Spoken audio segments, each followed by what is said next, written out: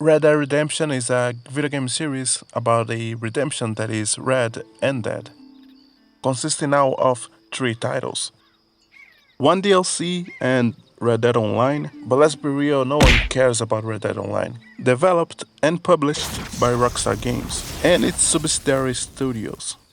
The first game released is really the chronological first, but the second is the third, and so the third is the second. In release order, one was released in May 2004, the second in May 2010, and the other 8 years later in 2018. The games have a classic themed Western story that I'm sure everyone is familiar with because it quite literally built Hollywood. To be honest, in the back of Clint Eastwood. With movies like The Good, The Bad, and The Ugly,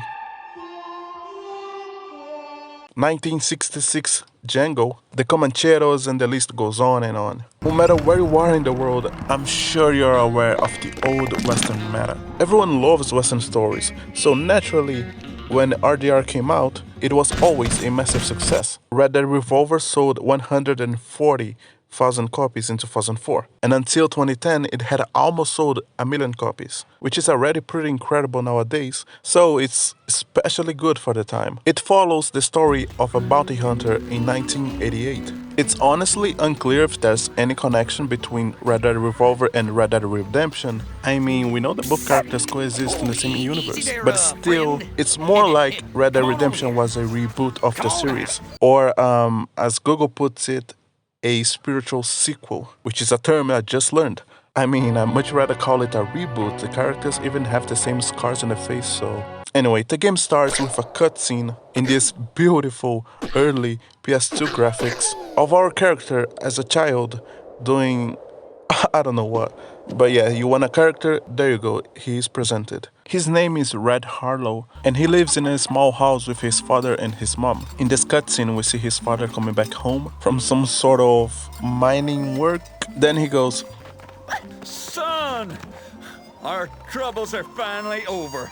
We hit a vein of gold as wide as a locomotive that runs clean through Bear Mountain. Then Red is like, Dad, can I play with your gun? To which his father, as a good American, respectfully declines. Only because he likes that one too much. So instead, take this one, son. Go enjoy our firearms like a good 12-year-old kid. Yeah. So that's our tutorial to learn how to aim and shoot. Out of nowhere, our little house gets attacked. I mean, I would assume it's because our father stole something. But then they say, the kid's down by the river. Go get him. So it seemed that they are really after our entire family. In reality, the story is really confusing, and I only understood this beginning because of a Wikipedia page that explains it. So yeah, apparently this guy knows where Harlow found the gold, and now they want to kill everyone who knows its location, so they can keep it all for themselves. Rain starts falling off, and the young kid Red just goes out killing all these guys in cold blood. Now that's American. Anyway, so in the meantime, the house gets burned down. These guys work fast, huh? And the rain isn't enough to stop it. And after Red single-handedly kills everyone, he finds his parents dead. Kid, I reckon your pa's better off dead. Him being such a yellow belly and all.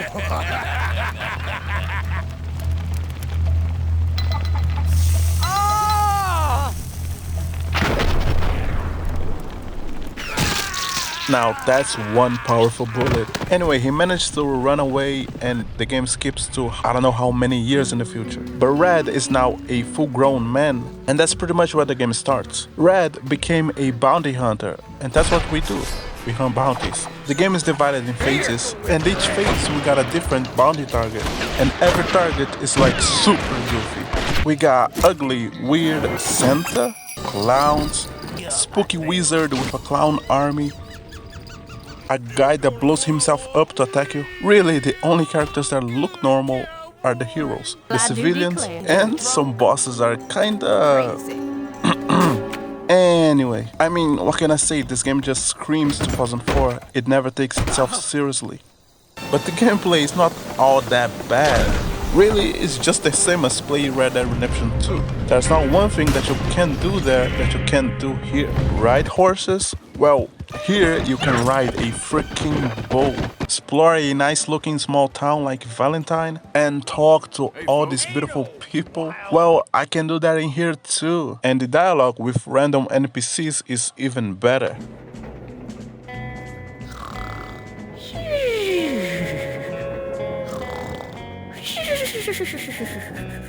Well, in Red Dead Redemption 2, you can buy a newspaper to see the latest events that occurred in the main story. Nothing that you can do here, fam. Read all about it. Governor announces 6th annual battle royale.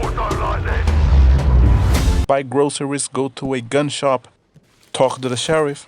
You can do all that in here too, bruh. Like for real though. Even though dated, I love to see all these little similarities with Red Dead Redemption 2 that this game has. We got the Deadeye, these quick brawl duels, and the kill cams that are so cool in Red Dead Redemption 2. And yeah, I don't know, you can see where the game evolved. There's not only one playable character, there's like special missions where you play with different characters and they also have special Deadeyes, while Red's Deadeye is just like Arthur's and John's. Besides that, the missions play the exact same way. You kill enemies, there's usually a boss fight at the end. The voice acting is kinda meh, but I can't really complain, it's a game from 2004. Like, look at the zoom on the scope of a sniper rifle.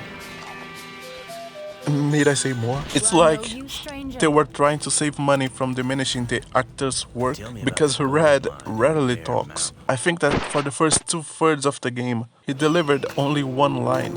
Hate to kill a lady. Yep, that's it. Red's voice actor only shows up to work again when the game was 90% through completion. There's like one good song in the soundtrack. Just cause it reminds me of Tarantino's Django. Anyway, just so you know, Red Dead Revolver is canon, and it 100% is part of the RDR universe. He's even mentioned by an NPC in Red Dead 2, recalling his legendary story. It's also the first game in the series, and so it is from where the other games gathered their mechanics and inspiration. Point being that Red Dead Redemption 2 is a shitty-ass game that did nothing but leech every single aspect from Red Dead Revolver. There is no innovation. This rushed, money grabber, piece of garbage ass of a game. With that said, let's get into the next game by chronological order, Red Dead Redemption 2, and let me tell you why it's one of the best games ever made. First of all, Arthur is such a good protagonist that he single-handedly makes the game feel 50 hours shorter. It's truly something close to a magical experience to go through his story. His problems are so relatable to any average Joe like myself. His struggles with life and his struggles with love are incredibly similar to my own, right when I was starting to get into the game, especially in love. In both cases, it was two people who loved each other, but the timing and lives of both just simply didn't work. And that really ties quite well into the game's theme of identity and consequence. I'm not saying it's the only reason, but maybe it was why I, and I guess most of the players, loved and could relate so much with the character. He's one of the few characters in the game that can say, You know, nothing means more to me than this gang. and really mean it. His love for every single one of the gang members is so well represented in game. Bond or shared. It's so strong that I felt so attached to every single character in the camp, like if I myself had personally built the relationship over the years. But you know, the price of love is high, and in this line of work, it is paid in blood.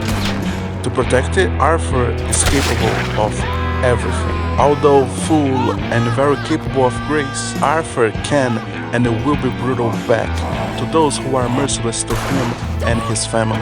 In a world where survival means robbing banks and trains, there's just no place for weakness. Killing is the only thing he ever learned to do, to bring food to the table in a previous lawless land. Now, in the game's current time, he's considered a big danger for society. And sure, we are constantly reminded that Arthur is really not a good person. He's a very talented gunslinger. My man got a body count higher than the devil himself, but still he's a highly moral person. He can't stand injustice, and he is the sole reason of why I even wanted to make this video.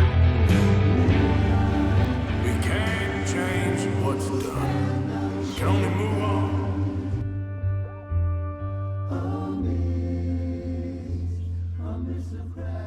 Anyway, Arthur can also be the scum of the earth if you want him to be. The game works with an honor system where, depending on your actions, the protagonist adapts to best fit your playstyle. So, if you're a piece of shit, your Arthur will also be. But playing like that is kinda weird, bro.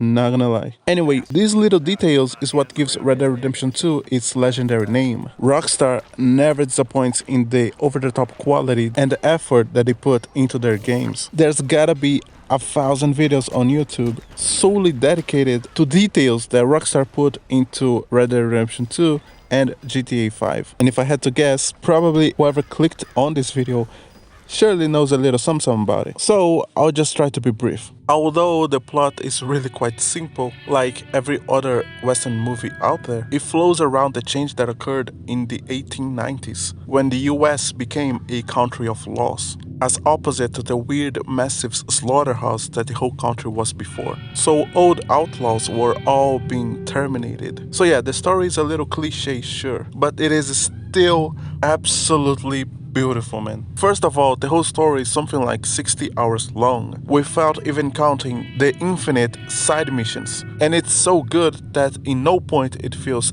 dragged. It actually feels too short even, which is crazy. It starts with a cutscene of our gang trying to find shelter amidst a snowstorm. They are running away from a failed robbery. There's a guy named Davey with a fatal gunshot wound, and I don't know how hard it was to tell, but after laying him down, they verified that he indeed is dead. Anyway, the most important members is Dutch, the leader, Arthur, our protagonist, and Dutch's right arm, and I guess uncle. He's important in RDR1 as a member of John's family. Hosea, one of the eldest and wisest, and of course the Riz God himself, who's not in the cabin because he's just lost somewhere else. Anyway, so after this intro is the moment where the game truly starts.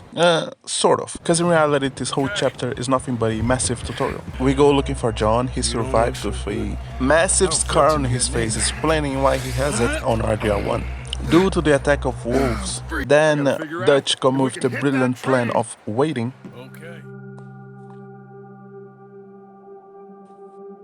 for a more stable weather. Then we rob some trains to kill our boredom. And after we escape is when the game really starts. We got 6 chapters in the game and 2 epilogues. The whole story is about getting jobs, no matter how, legal or illegal, and to make some money to help the whole gang escape from the law. So you must be thinking, what, Nori, how can a story like that be 60 hours long? And I can explain that with just some few voice lines from Dutch. I just want to stick to the plan. But we need money. We make a bit of money here, then we move again. I don't know where the hell we are. We have to stick with the plan.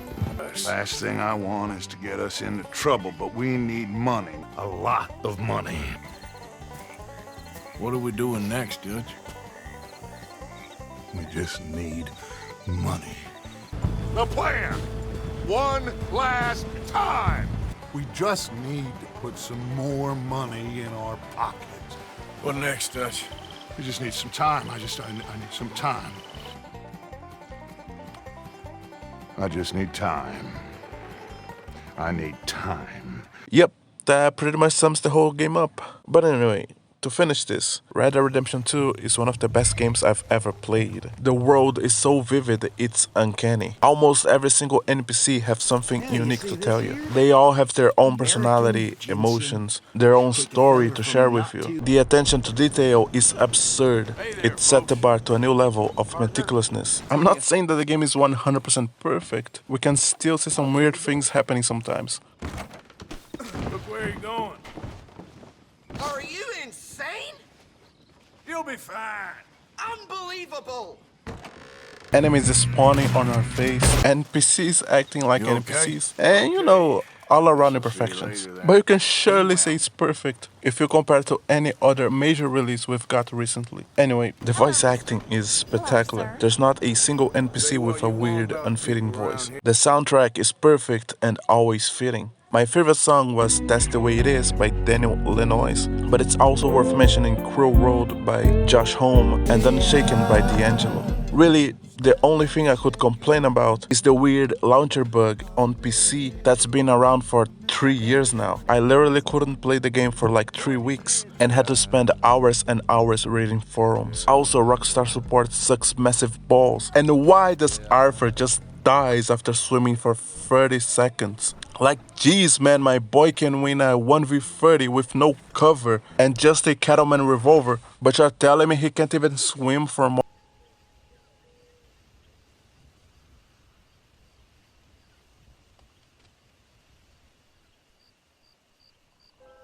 Red Dead Redemption 1. The last chronological game, but the first one to put Red Dead on the map. A fantastic conclusion to Arthur's and the gang's story. Arthur never truly found happiness in his life. He mostly suffered his way through it. His mom died very early in his life, while his father, a petty criminal, used to beat Arthur and lived too long. After his death, when Arthur was 10 or 11, Hosea and Dutch adopted Arthur, for a lack of a better word, only to lead him into a life of crime which he was too loyal to ever leave. Therefore, later in life, causing many problems for him, especially with his engagement with Mary Linton. Arthur also lost a child, and the child's mom at the same time once, and that's not even half of his sufferings before the game's events. Well, point being that Arthur has a high sense of honor. He always loved deeply and was always loyal to the gang, putting it above anything else. Although sometimes disagreeing with decisions being made, he would still blindly follow Dutch without ever questioning him. He found with Dutch and this gang what he believed was true love, and with his heart fulfilled with it, he used his powers and talents on the wrong side. But with age comes wisdom. In Red Dead Redemption 2, Arthur is much older, and during multiple moments in the game, he's not afraid to show how unhappy he feels. Now, that explains why he's so harsh with John, because he sees too much of himself in him. In Red Dead 2, John is super young. He had everything that Arthur longed for, something truly worth fighting for, a woman that loved him very, very much, and a son to look after. John shouldn't be there. John shouldn't be so goddamn stupid. That's why Arthur is always looking after him like an older brother would, demanding some goddamn responsibility from him, which is a lesson that John took a while to learn, but eventually he has to. In Red Dead 2, we got an epilogue that shows John trying to leave a life of crime behind him and do some legal, honest work, and strengthening his relationship with Abigail, trying to be a better father. He buys land, builds a ranch, and it ends with him living prosperously with Abigail, Charles, Uncle, and Jack, until the events of Red Dead Redemption 1. So, in RDR 1, the series take a crazy turn to the bizarre. The game starts with John running to his house to get away from a storm. He seems worried about where Uncle may be since he got to the storm as well but didn't come back. They see a spooky hand in a spooky window and the climate gets super spooky. Now, later that night, while John and Abigail were sleeping, they wake up after a unsettling thud. It was actually Uncle who turned into a zombie. So spooky. He bites Abigail, and Abigail bites Jack, and the whole family turns into zombies. And that was the moment for me where I was so scared that I turned the game off and only came back years later. And only because of this long time that I found out that this game wasn't Red Dead 1. It was actually a DLC called Red Dead Redemption Undead Nightmares. Anyway, from where I stopped, playing forward, John for the rest of the game just tries to bring a cure to bring his family back to normal. Well, pretty cool DLC regardless. Reminds me of Far Cry Blood Dragon. And pretty fun, certified hood classic. Now actually into Red Dead 1. The game starts with a cutscene of John in Blackwater, alighting from a boat. We see a lot of passengers getting off of it, the marvels of the new century technology. And then we can see that John is being escorted by two Pinkerton agents. Later we learn that these agents that are present in RDR2 obviously knows about John's past, so they capture John's family and is threatening them if John does not comply to do some bounty hunting work for them. Arriving in Blackwater, they take John to a train station, and from there he takes a ride to a small town called Armadillo. There his mission is to bring back, dead or alive, Bill Williamson, his former gang partner back in Red Dead Redemption 2. With some help, he finds out where he is, goes there, they talk.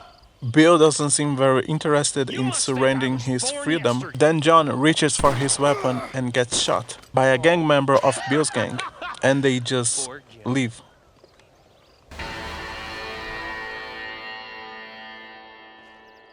The credit rolls, and that's the whole game.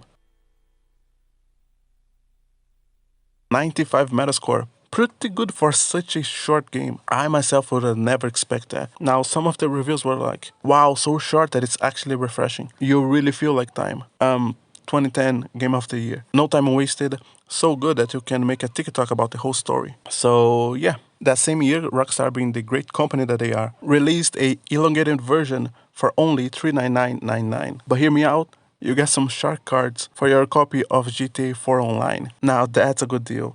Okay, I'm kidding. You actually need to pay extra $50 for the shark cards. Anyway, the rest of the game goes like this. Later that day, a ranch girl passing by sees John on the ground, checks for his vitals, picked him up, treated his wounds, and provided him lodging. John, to repay her, offers his help on the ranch. You can earn back some of that money we wasted on doctor's bills. Of course.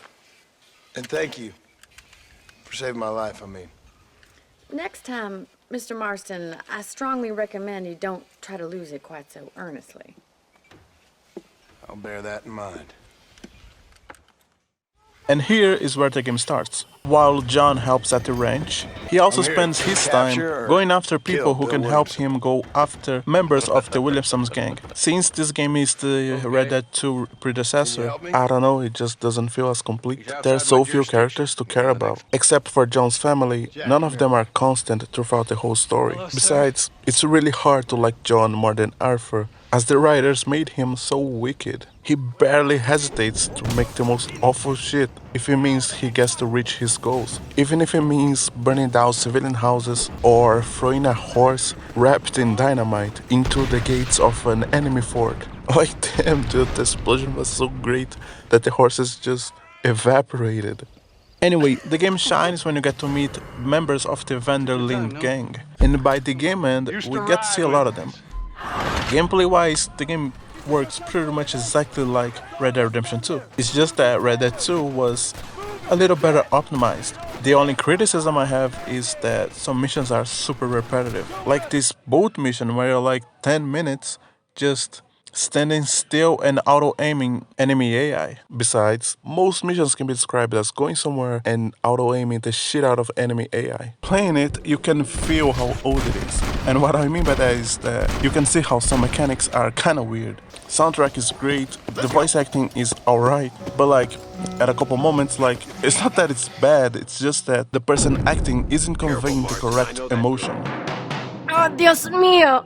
No, por favor! And also, some people voice multiple characters, which is kinda weird, especially for Rockstar. Can you spot who this is? No, sir. I grew up on a reservation and attended school. Because I immediately recognized Dutch's voice as soon as I heard it. But yeah, apparently some people couldn't tell, so I guess it wasn't that bad. Well, graphics are great even nowadays. The gameplay is decent, it's just the animations that are kinda snappy and weird looking. Especially the Deadeye. Still, main reason to play the game is to see what happened to John and some other characters of Red Dead 2. Especially if you finish Red Dead 2 and then play Red Dead 1. I played Red Dead 1 a while ago, but it still was pretty cool to take a look at the game again. Anyway, the Red Dead series for the last decade or so has been what's most valuable out there in the gaming industry. And playing it from Revolver forward was pretty cool, cause it was like traveling back to the past in multiple senses. To think that this beloved series on PS2 played and looked like that, and then as the time passed, so did the video games turn more serious. Red Dead 2 is truly one of the best games ever made. It goes off the charts in every single aspect of a game. And then to accompany and see how these outlaws started, to share their bonds like you're there, and to deeply care for fictional characters like that is something that few games can do. There's no other word for it. It's magical. Dutch will fix it. Dutch will come up with a big plan. Right now, every plan gets us into worse trouble. Where's my goddamn son? Where is he? Where's my son? Look, Marston, I don't know what to tell you. Things don't always work out. That ain't nothing new. We can't change what's done. We can only move on.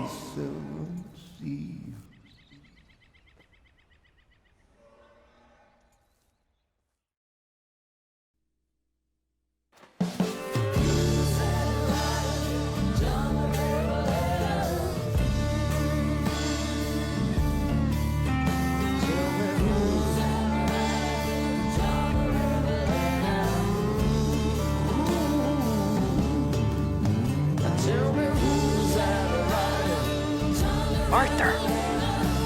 He saved us, didn't he? You remember that time? Not much. I was only little. He did save us, yeah. None of us would be here today if it wasn't for Arthur.